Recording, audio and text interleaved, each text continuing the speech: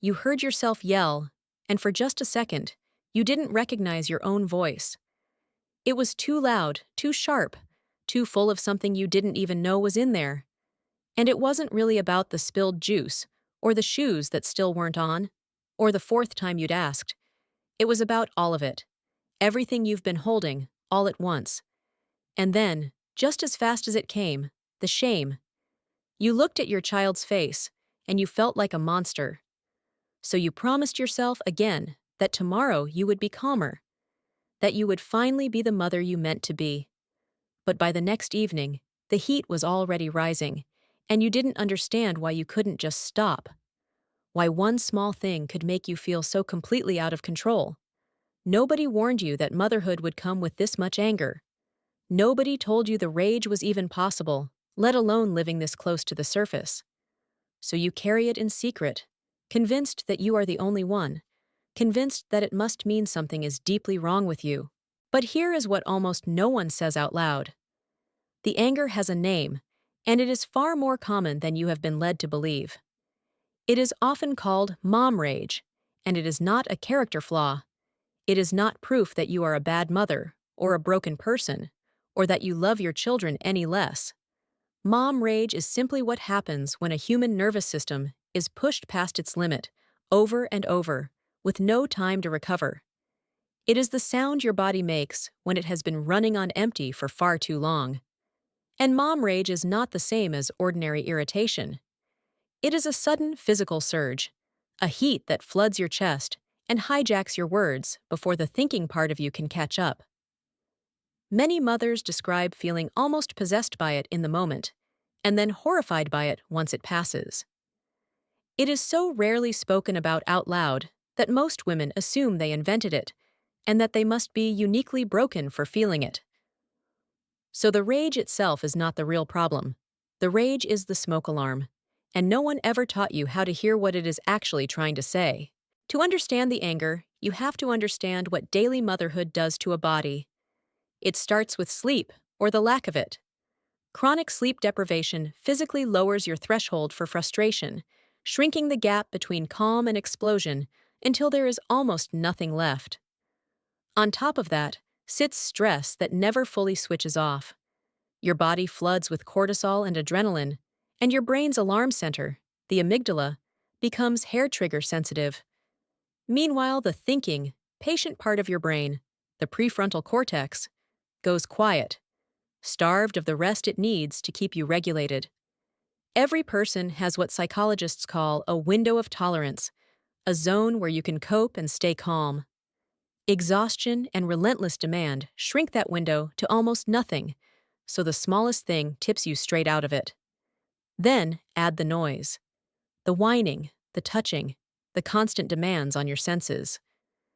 Researchers call it sensory overload, and for an exhausted nervous system, it acts like sandpaper, wearing you thinner with every hour.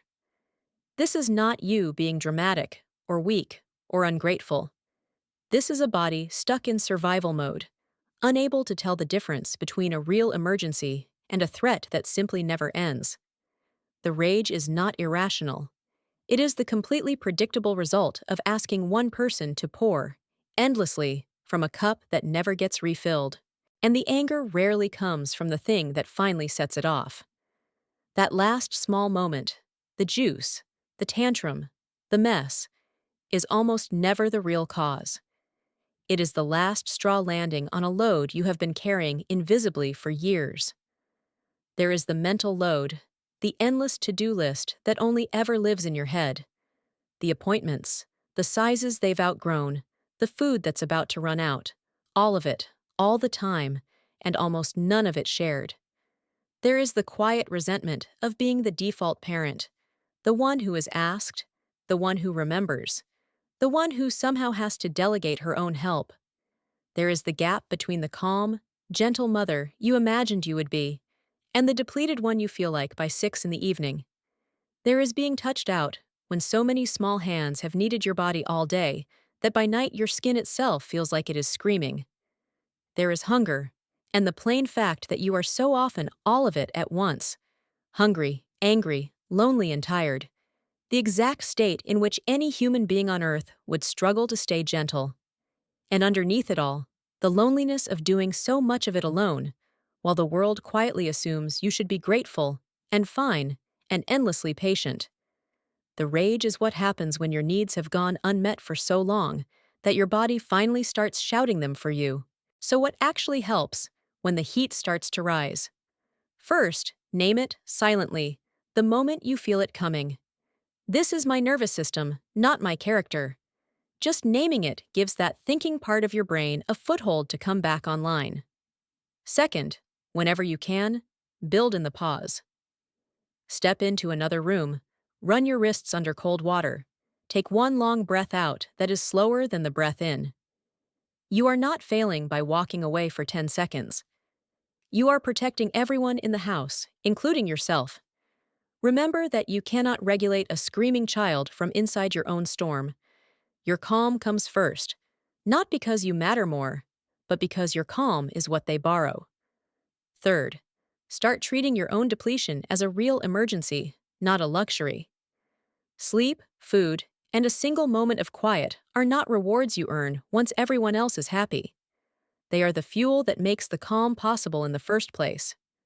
Fourth, put down some of the invisible load, say the thing you need out loud, ask for the specific help, and let another pair of hands carry a real share of it. Lower the bar, too. A good enough mother, calm and present, will always beat a perfect one running on empty. And finally, find your witnesses.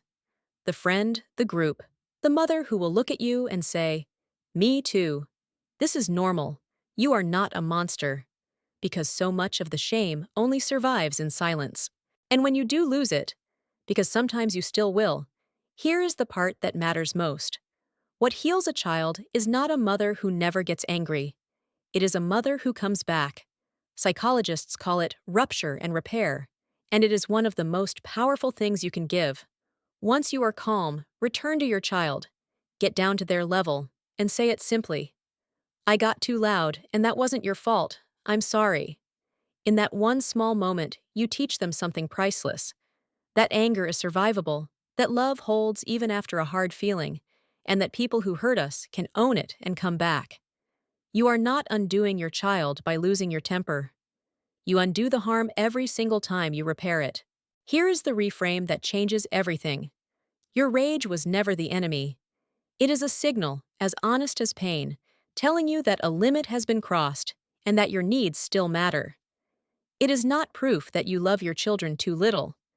It is proof of how much you have been carrying, for how long, with how little help. You were never a monster. You were a human being, running on empty, doing the work of many. If the anger has ever frightened you, if you have ever sat in the dark after a hard day, sure that you were failing, please hear this. You are not broken, and you are not alone. What you feel has a name, a cause, and a way through. So be gentler with the mother in the mirror tonight, the one doing so much more than anyone sees.